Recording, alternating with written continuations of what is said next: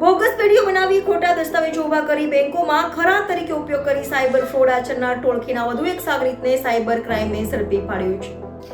Cyber ફ્રોડમાં લોકોના bank એકાઉન્ટોની kit Dubai મોકલવા મામલે સુરત સાયબર સેલ પોલીસે વધુ એક વોન્ટેડ આરોપીને ઝડપી પાડ્યો છે। ઝડપાયેલો આરોપી જહાંગીરપુરા રંગરાજ રેસિડેન્સીમાં રહેતો નિલેશ નાયકને સરથાણા ચકાત નાકેથી ઝડપી પાડ્યો હતો।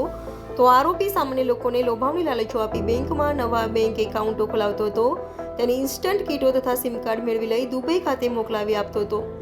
જો કે આ પહેલા સાયબર સેલ પોલીસે આ ગુનામાં 9 જેટલા આરોપીઓને ઝડપી પડ્યા છે। આ ગુનામાં હાલ પણ 3 જેટલા આરોપીઓ વોન્ટેડ છે। તો સમગ્ર મામલે સાયબર સેલ પોલીસે વધુ તપાસ હાથ ધરી છે।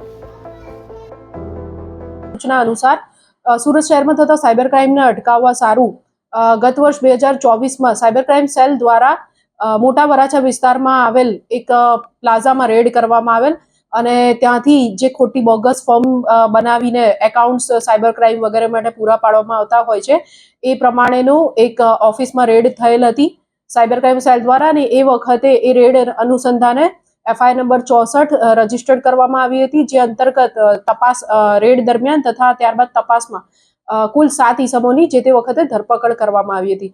સદર ગુનામાં જે મેઇન મુખ્ય આરોપીઓ નરેશ ધડુક અને રજની ખૂંટ દ્વારા સુરત શહેરમાંથી જે એકાઉન્ટ્સ બધા સેવિંગ્સ એકાઉન્ટ તેમજ ફર્મના જે કરંટ એકાઉન્ટ્સ હોય છે એ જે પ્રોવાઈડ કરવામાં આવતા હતા એમાં તપાસ દરમિયાન નિલેશ નાયકનું નામ જણાઈ આવેલ હતું। તપાસ દરમિયાન તેનું નામ ખુલેલ હતું। સદર વ્યક્તિ જે છે એ નાસ્તો ફરતો હતો।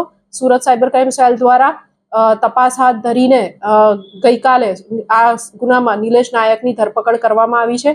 હાલ તેના રિમાન્ડ મેળવવાની કાર્યવાહી ચાલુ છે। ત્યારબાદ આ કિસ્સામાં વધુ તપાસ હાથ ધરવામાં આવશે।